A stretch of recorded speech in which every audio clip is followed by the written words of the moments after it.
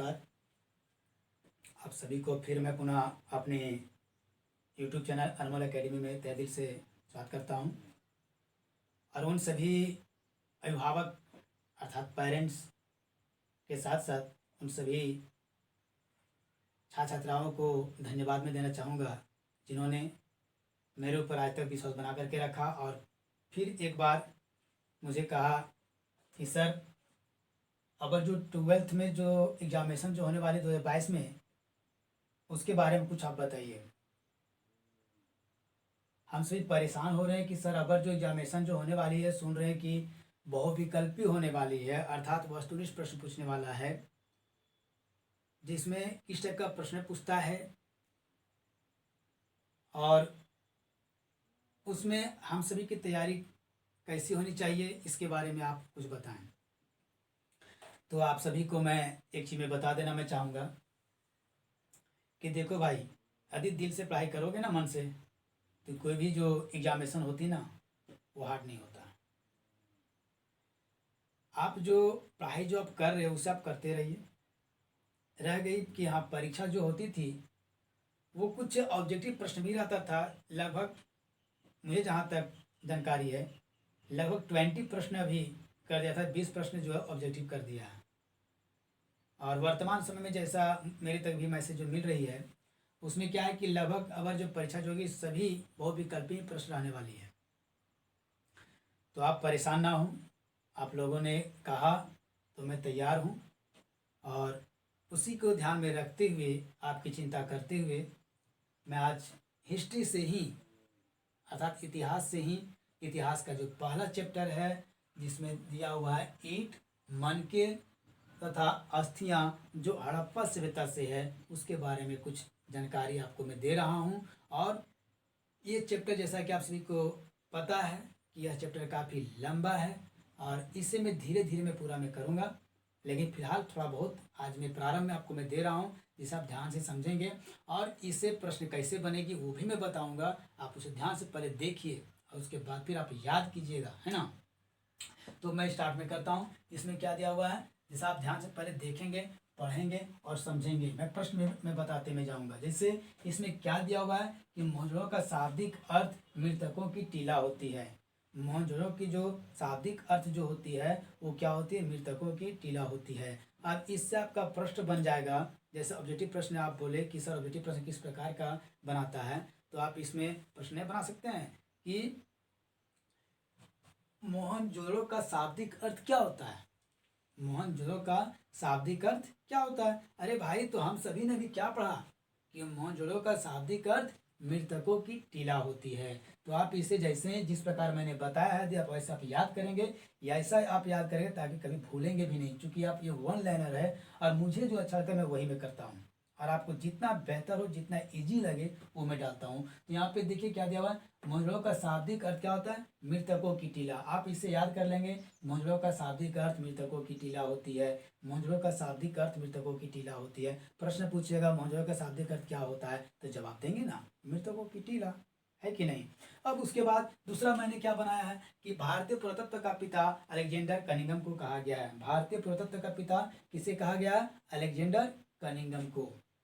अब इसे आप याद कर लेंगे, भारतीय पुरातत्व का पिता अलेक्जेंडर कनिंघम को कहा जाता है। भारतीय पुरातत्व का पिता अलेक्जेंडर कनिंघम को कहा जाता है। प्रश्न पूछेगा आपसे कि भारतीय पुरातत्व का पिता किसे कहा जाता है, कनिंघम को, अर्थात अलेक्जेंडर कनिंघम को कहा जाता है। तो दिक्कत होगी क्या, नहीं ना, बस केवल आप मन लगा के पढ़िए, उसके बाद देखिए कैसे बनती है सो, है ना।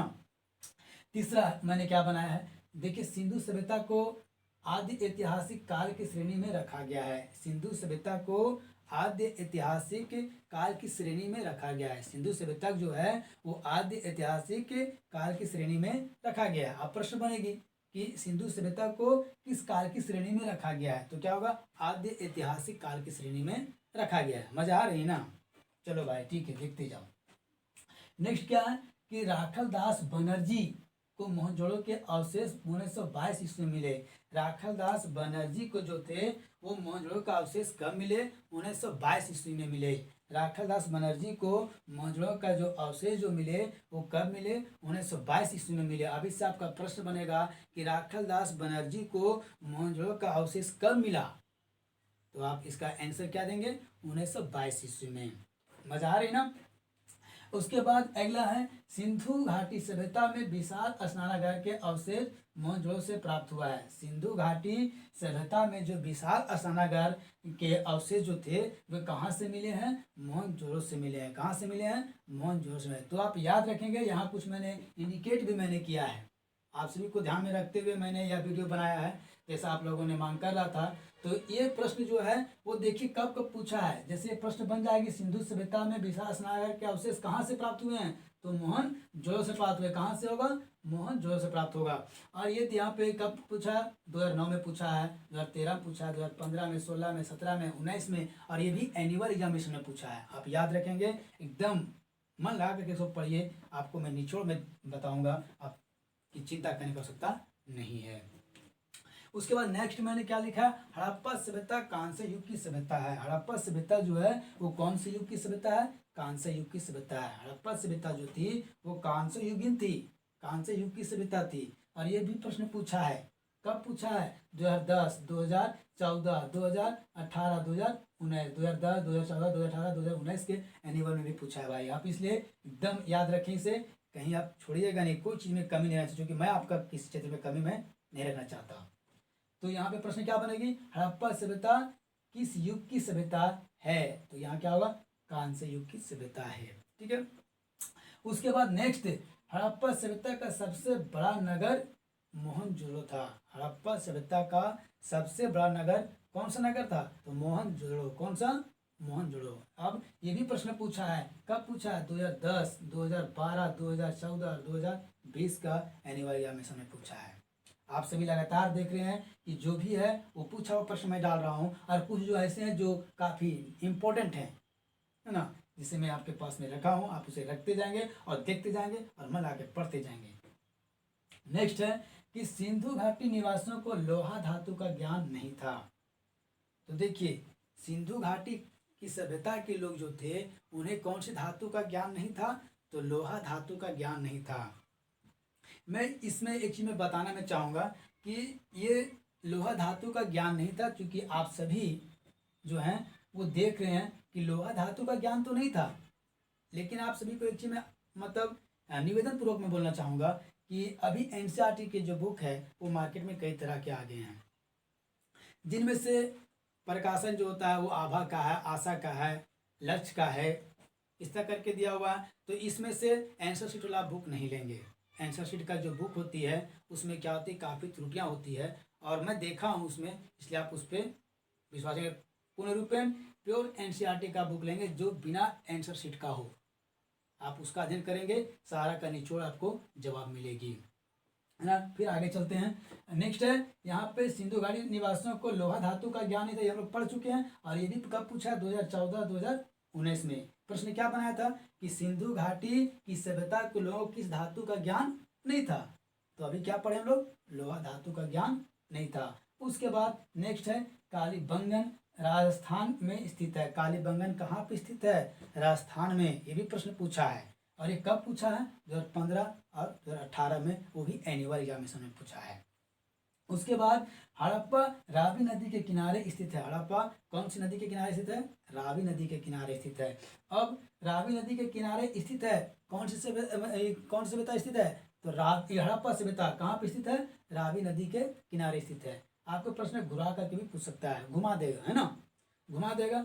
जैसे भी यहाँ सीधा पूछ दिया कि हड़प्पा रावी नदी के किनारे से, पूछेगा हड़प्पा किस नदी के किनारे स्थित है, रावी नदी के किनारे। पूछेगा इनमें से कौन ऐसी सभ्यता है जो रावी नदी के किनारे स्थित हुई है, तो यहाँ पे क्या होगा, हड़प्पा होगा, है ना। और ये भी प्रश्न पूछा है, कब पूछा है, 2016, 2018, 2020 में पूछा है। तो आप इसे ध्यानपूर्वक आप वीडियो को देखेंगे, समझेंगे और कॉपी में नोट भी करते जाएंगे, ताकि बाद में आपको ये काम है और आप उसे लगातार आप रटते जाइए, है ना, और नहीं तो बाद में पछताएंगे। और जहाँ तक मुझे पता चल रही है कि अभी तो गूगल बाबा का सहारा भी सभी लगभग हर चीज़ में ले रहे हैं, और ले भी तो क्यों नहीं, काफ़ी ईजी हो गया भाई, डिजिटल इंडिया है ना। लेकिन मैं गूगल में भी मैं देखा हूँ कि कई सारे ऐसे हैं जो कि गलत भी आंसर दी रहती है।